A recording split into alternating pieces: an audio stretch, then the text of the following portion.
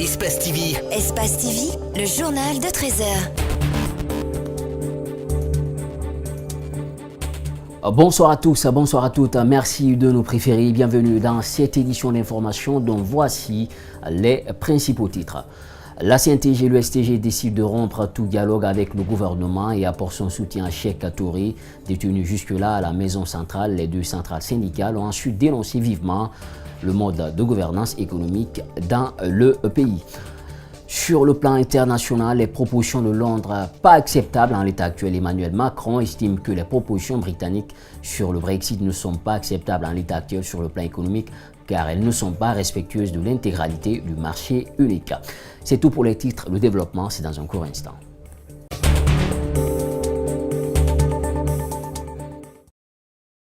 Pour une fois encore, bonsoir, bienvenue dans cette édition d'information. Si c'est maintenant, vous nous rejoignez. La CNTG et l'USTG décident de rompre tout dialogue avec l'État et apportent son soutien à Cheikh Touré, détenu jusque-là à la maison centrale. Les deux centrales syndicales ont ensuite dénoncé vivement le mode de gouvernance économique avant de rappeler les répressions dont ils ont été victimes récemment. Reportage Djibril Ba, Lamine Silla. L'amertume et la déception, voilà comment les syndicalistes introduisent leur déclaration pour rappeler aux autorités les violences dont ils ont été victimes lors des dernières manifestations. Une pensée aussi a été faite à l'endroit de Cheikh Touré, en détention actuellement à la maison centrale.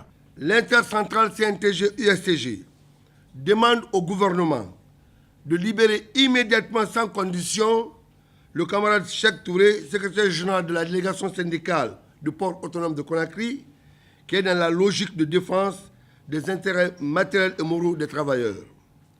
Vu que le gouvernement n'affiche aucune volonté d'instaurer une vraie démocratie en Guinée, l'intercentrale CNTG-USTG se retire de tout processus de mise en place d'une quelconque feuille de route du dialogue social. L'amélioration de la gouvernance budgétaire a été la préoccupation des syndicalistes qui, à travers son comité d'analyse et de recherche syndicale, ont démontré quelques failles sur la loi des finances rectificative 2018. Ces déficits, selon eux, touchent entre autres les régies financières de l'État qui n'ont aucun impact malgré les réformes envisagées dans la mobilisation des recettes. Il y a un double emploi. Les CHU, donc IASDIN, sont tous dotés de lignes budgétaires, alors que ce sont des établissements publics administratifs dont la gestion financière et administrative est autonome. Après leur analyse du budget 2018, il ne manque pas de recommandations. Que la Guinée aussi s'habitue, comme les autres pays, à l'instar des autres pays de la sous-région, de faire un budget programme. Quand vous avez un budget programme, ça évite des problèmes. Mais si toutefois on fait un budget de moins et on arrive jusqu'à un certain moment, il y a un blocus. Donc c'est ce qu'il faut éviter. Le document qui a été élaboré et qui dresse les écarts et les conséquences sur le budget 2018 sera bientôt remis aux autorités, indiquent ces mêmes syndicalistes. En prélude à la tenue des prochaines élections en Guinée, les initiatives se multiplient pour des élections apaisées, crédibles et transparentes. C'est le cas notamment de la coalition citoyenne pour des élections et la gouvernance à abrégé COCSEG. Cette plateforme de la société civile entend jouer sa partition pour une bonne tenue du processus électoral, la promotion des droits civils ainsi que la bonne gouvernance. Compte rendu signé Mamad Bouy Diallo, Ibrahima Souri Kamara. La Guinée se prépare à organiser deux scrutins majeurs, les législatives de 2019 et la présidentielle de 2020.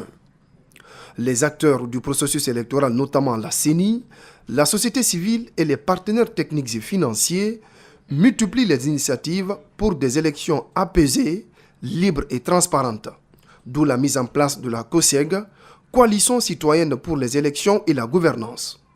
Cette plateforme de la société civile qui regroupe 8 organisations aura pour mission l'observation électorale, la prévention et la gestion des conflits. Il y a les actions d'information, d'éducation, de communication et des actions d'observation de tout le processus électoral pour se rassurer effectivement que les choses se passent comme c'est indiqué dans le contenu des textes de loi. Des leaders religieux présents à la rencontre prônent la préservation de la paix pour la bonne réussite des élections qui se profilent à l'horizon. Il ne peut jamais avoir une bonne démocratie sans la paix.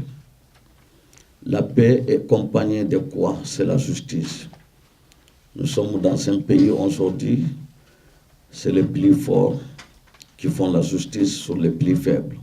Le représentant pays du NDI, qui accompagne le processus électoral et démocratique en Guinée, insiste sur l'atteinte des objectifs fixés. On a dû faire une évaluation qui nous permet aujourd'hui d'avoir des organisations qui sont déjà averties et qui disposent d'un code de bonne conduite permettant d'être intègres à l'interne, une capacité de management irréprochable et de pouvoir faire face aux enjeux futurs. Dans un bref délai, cette structure compte mener sur le terrain des actions de sensibilisation, de plaidoyer et d'éducation électorale, ainsi que la collecte et le partage d'informations sur la gouvernance.